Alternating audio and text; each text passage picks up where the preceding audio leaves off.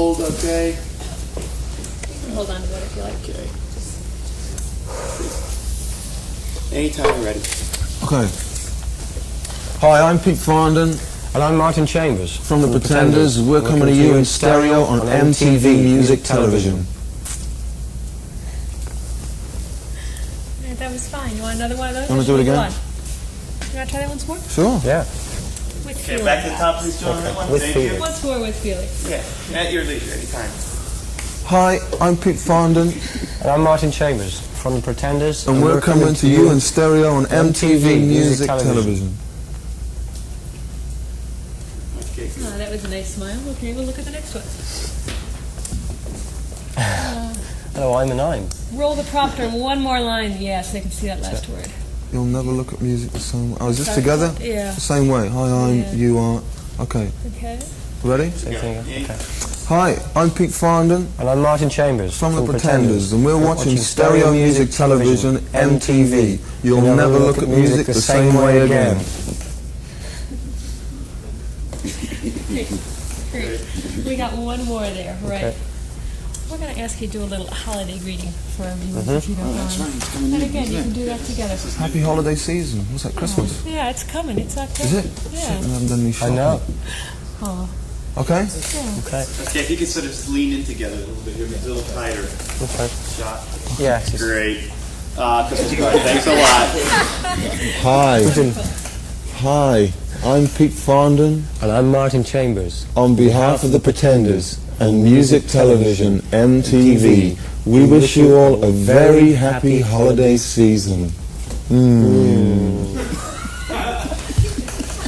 that was wonderful. That's wonderful. Thanks. The Pretenders are a classic rock success story. They went from being a promising new band at the beginning of 1980 to becoming a musical force who were invited to open for the Rolling Stones on their 81 tour. The Pretenders tour has unfortunately been postponed due to an accidental injury. I have the injured party, of course. That's drummer Martin Chambers, along with bass guitarist, I should say, Pete Farndon, here with me today at MTV. So I guess the first thing, and so we can get this out of the way, Martin, is to ask you what exactly went down with the arm, because obviously we hear it from the press and we hear all sorts of different stories, so we'd rather have it straight from you. Don't say the horse's mouth. I didn't. Well, it was just like, in America you've got hotels that don't have opening windows, you know. Yes. And like in England, every hotel you go, you can open the window. It's quite a normal thing. Well, I was trying to open a window that used to open. You know, 10 years ago you could open the window, but 5 coats of paint since, and it's like stuck. So there's me trying to open this window, and one of the things where you like hold on to just came out, and I was really having a go at it, and it just my arm went through the window. That was that. So you And should he have used a chair just like any other Yeah. rock musician. Well, I did, you know, in New York on the first tour, but you know. I'm sorry. We lost audio there for a second, and I hate to do this, but we're going to have to ask the question again. This is important for us to have it, so sorry, JJ. Okay. What's wrong, young Lawrence? Here it comes. Is everybody sounding all right, young Lawrence? You don't need the intro again, just the first question. Yeah. Okay. Okay, ready, Ken? What exactly happened?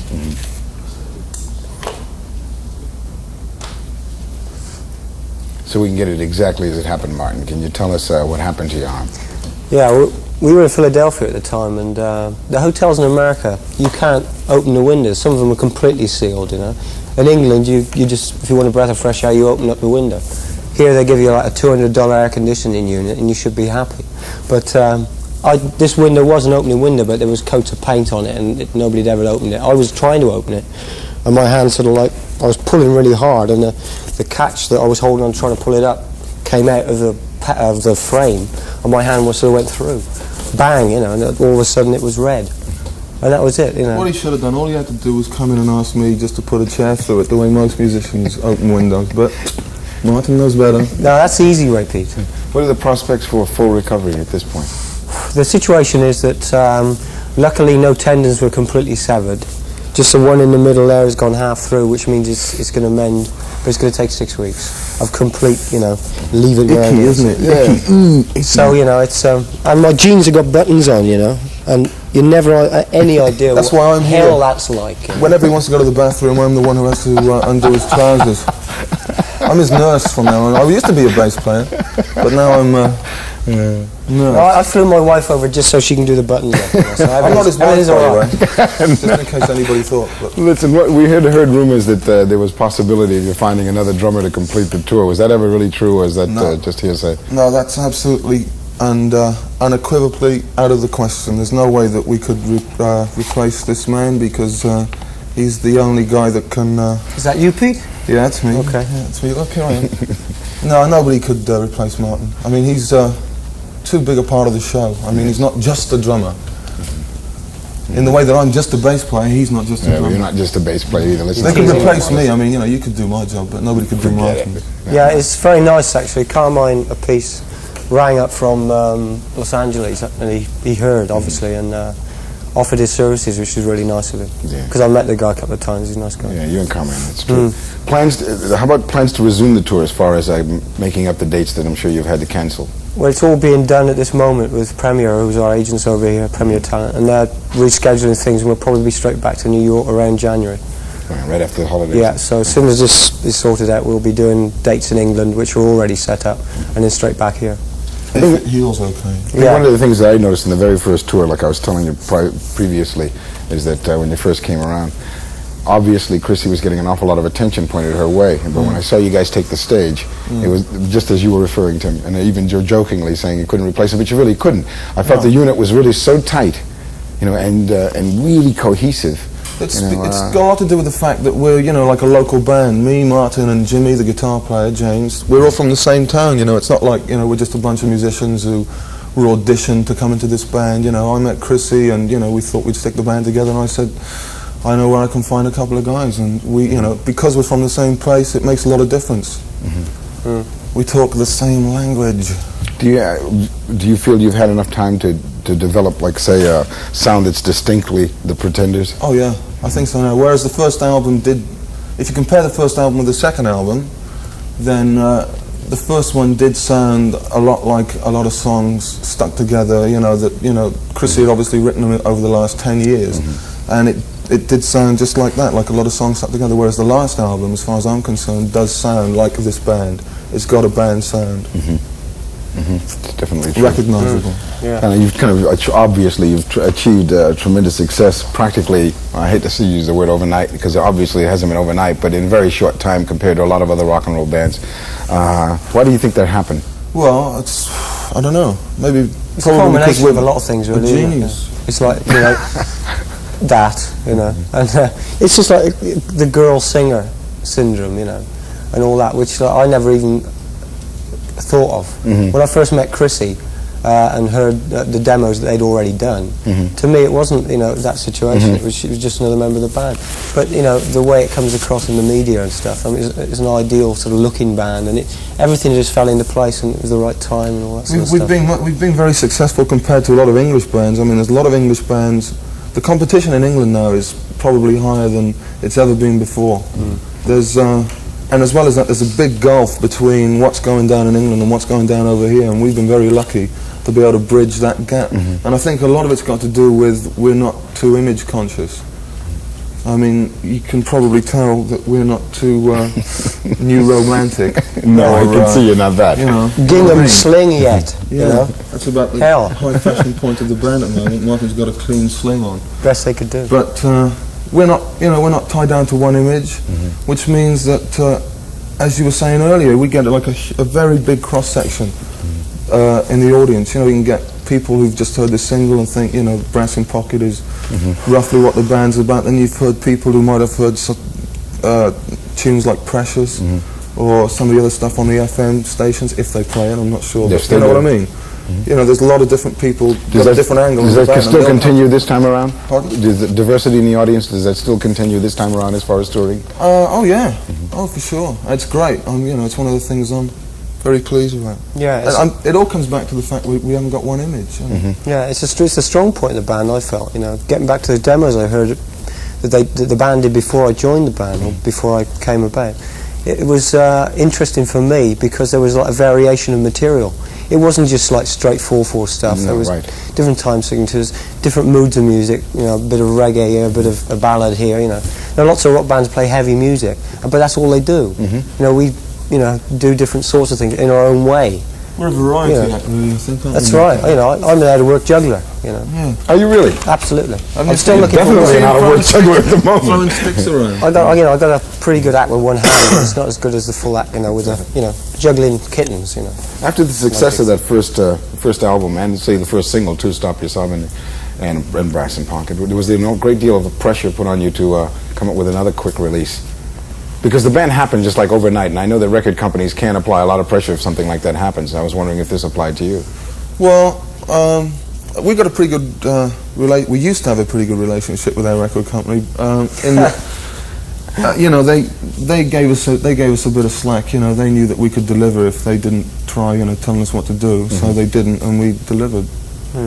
I mean, if we'd have messed around and not come up with the goods, then that's when they can start piling the pressure on. Until we do that, then you know, they'll leave us alone. I hope. How do you balance, which is one of the amazing things, seriously, and I honestly mean it straight from my heart, how do you balance the quality that you come out with the commercial potential when you're working on a song?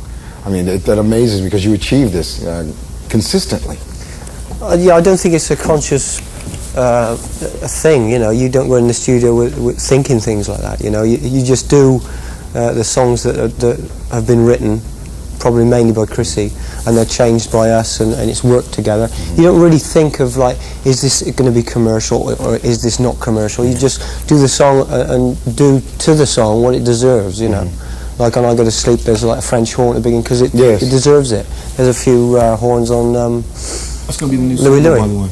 I Go to Sleep is? Yeah. I Go to It's pretty, Sleep. because it's Yeah. that haunting Yeah. the French horns. It's Now, different. It's different to anything we've released as a single so far. so you work, when you're in the studio like that with Chris Thomas on the, you're side by side with him. It's not like something where you give him the product and you walk away. Oh no. Quite. That's it. Everybody's working. So it was the band's idea to come up with the French horns on that particular track. Well, you know, you know, there's four people in the band and the producer, and he's just as important as anybody else in the band when it comes to, you know, coming up with ideas for what might sound good on any particular track. Now, your first single, of course, was produced by Nick Lowe. Yeah. All right, and Basher. yeah, and then of course since then you worked with Chris Thomas, another well-known producer. Yeah. How do you find that for you, especially since you're in the studio with them? You couldn't. Yeah, we've been very lucky differences. with that because you couldn't find two more diverse producers. I mean, Nick Lowe, they don't call him Basher for nothing. You know, bang it down and bash it out. That's his motto. And we did that first single, Stop Your Sobbing, and the B-side, The Wait, all of 3 years ago. Oh my God. Yeah, we did that in 12 hours. Is that right? And that's the way he works. And you know, you can tell. You know, listen to the track. You can see that. You know, the band were working for us, and it sounds good. There's a good atmosphere. Whereas Chris Thomas works in a completely different way. You know, he's very meticulous, but he still comes up with the results. Now, this one thing I found was odd, because you can tell me if you hear this as well. Now, first album, I thought the sound was very, very clean. The second album has almost like somewhere between a muddier sound and a wall of sound. You know, that Phil Spector-ish wall of sound approach, and yet it's the same producer. Where you and actually, that I found an odd thing about it. I found that was strictly on the first side, with the exception of one track where you had that kind of wall of sound feeling to it. Where the second side was a lot cleaner. We are sounding talking more to a like very perceptive man here, you know, Martin. This man is a very perceptive Very man. Do you perceptive think we ought to man. tell him the truth? Yeah. What is it? Now, you see, we went to Paris. That's it. First of all, that's it. To start recording the album, the second album. There were several reasons. One of them was like a drum thing, because it was a very lively studio. It's Pathé Marconi in Paris. The Stones have done a lot of work there. And initially, I had a few words with Chris about it, because he's really into drums, and he put a few effects on the drums as well. So, you know, there are little extra bits and pieces, you know. I can't remember the name of the machine now, but... Harmonizer. Yeah, it was a Publicin, thing called a Publicin, which is used on the drums. And so there would be a difference, because I think mainly the Paris stuff is the first side, isn't it? Yeah, the stuff that was recorded in Paris ended up... I don't think it was designed. I can't remember when we stuck the actual listing together. It wasn't supposed to be, you know, this side is French and this side is English, but most of the tracks that were recorded, in fact, all of them besides one, Louis Louis, which is on the second side, all the ones that did end up on the first side were recorded in Paris, which is a different sound. It was a different studio. But then I was actually right then, because that's right. Because I noticed there was that one track on the second side. Which you can hear it. has that same kind of sound to it. That's it. You know, speaking of Louis Louis, did you ever once cross your mind when you were recording that people might become confused as to that being the old rock and roll standard. That's what Chrissy had in mind when she put it together, I think. It used to be called Louis Louis Had His Day. Full Goodbye title. Louis Louis. Yeah. But I mean, you wanted to kind of, in a way, throw the audience off with that title? Well, Not really. It's just about the Kingsmen's old song. yeah, But the opening of it sounds like Wilson Pickett's Midnight Hour. Yeah. Oh, does it? Stop and listen to it again next time around. Oh, it's only because It it is, is. right, Dun, quite, yeah. And it's like, references, all sorts of references back to that To period. that period. you Thank know. you, that answers it. And that's yeah. it, really. And we worked pretty well. There's a reference in there to Woolly Bully as well. You're right, that's right, it is. Yeah. That's I right. can't remember what it is, but there is one. Or at least I read that in the paper the other day. Yeah, we haven't heard the album, you see. Really. There's also that little tearing sound in Message of Love that I was wondering, is that meant to be there? Where the guitar break starts everything, and yet it... In the middle, you mean? Where it's that's a almost break. like a cheer? Well, it's almost like a tearing, almost like a jet plane taking off, but not really. And it sounds almost like a fault, but I wasn't sure. There's 2 points in Message of Love. There's There were a lot quite a more story sound to that effects number, on there. actually. It's quite a lot of story to that number because we've never really gone into the studio without any rehearsal and recorded a song. And we have done that once, and that was Message of Love. Is that right? And we never rehearsed it. Chrissy had this idea almost formulated and finished in her mind, and she likes to come to us when she has it finished in her mind, right? So, but this time she hadn't really finished it, and we just like rehearsed it already set up in the studio, and it was on tape in 2 hours, basically. But there were a lot of sound effects on it that we rubbed out in the end, but some of them stayed. Yeah. Which is probably the noise you're talking about. No, I think we took a microphone into the Champs-Elysees and recorded a few accidents. I don't know if you've ever driven in Paris. Yeah, I've not driven, but I've been there. I know what you're talking about. Nobody drives in Paris. We recorded a few Frenchmen smashing into each other, and I think that's the noise. I can't. Sacre bleu. Of course, I'm sure you're well aware there was a little controversy generated when the new album came out, and people found the Message of Love and Talk of the Town were on the album. Why was that? Well, I mean, people could people could complain if those tracks had been on there and the whole thing hadn't added up to more than about 35 minutes. But the thing it must be about 50 minutes long. Yeah. Like the first album's well over 50 minutes. They're like additions. That's the idea. You put them on, but you only put them on if they are going on as additions. Lots of albums are released just over 30 minutes long. That's true. Both albums have been about 50 minutes. So it's not as if you were like sticking them on as fillers, because that's not true at all. Why was it such a long wait between the first 2 albums? Well, we heard rumors. I just want you to clarify something for us. Like I was saying earlier, when people make the first record, it's like 10 years worth of writing. You've got all that time before you get the big record deal and the big American tour or whatever to write enough material for an album. For the second album, you got 3 months.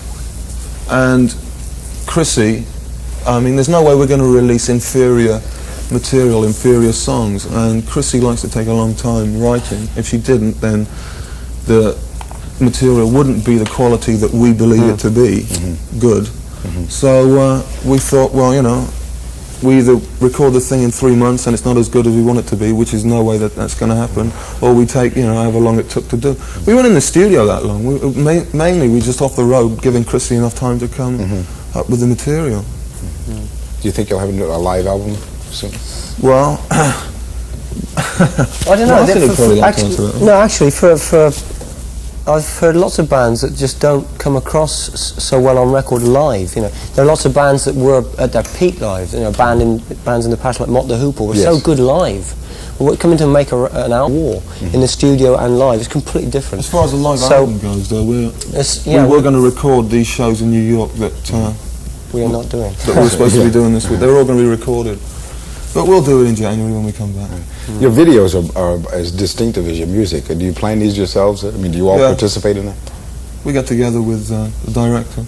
We're just about to do another one before I go to sleep this week. We're going to do it here in New York somehow. I'm not sure how we're going to get over this one, but a guy called Don Letts, Don Letts, he's a London film director.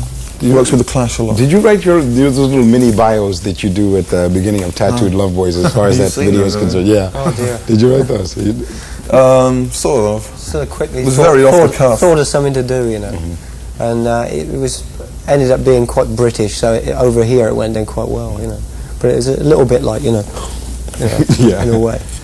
But Yeah. One other thing I wanted, because I've sometimes some Peter in your bass, I picked up some jazz riffs I felt. Outside of rock and roll musicians, were there anybody that influenced you, like say that bass players in jazz? I don't know, you know, I don't... First of all, I don't get much time to listen to music anymore, because when you're on the road, you know, you listen to the commercials on the TV, and that's about the only musical influences you get. But as we're all pushing 30, I mean, we can't say that we're influenced by musicians that are around these days. I mean, we all go back to the 60s. No, I don't mean now, but I mean, say before this all happened for you, when you did have the time. Influences? As far as, yeah, outside of rock and roll, were there... It's difficult to say who influences who. I mean, the first stuff that I played when I was like formulating this talent was blues. I mean, I just used to listen to old blues records and see if I could work it. Yeah, that sort of stuff. Yeah. Well, listen, thank you guys for coming by, and I hope that the tour happens again in January, because I was selfishly disappointed, because I was looking forward to seeing you in this city. I hope that everybody that bought tickets holds on to them, because we'll be back to do this tour no matter what. Apparently, as long as nobody else. Yeah, I'm going to get this back to Here it is, folks. This is it. Back to Match Fitness. Hello, show everybody. This is his real hand. We'll get it together. Pete Farndon, Martin Chambers from the Pretenders. Thank you very much. Thank you. Thank you very much. Great. Okay.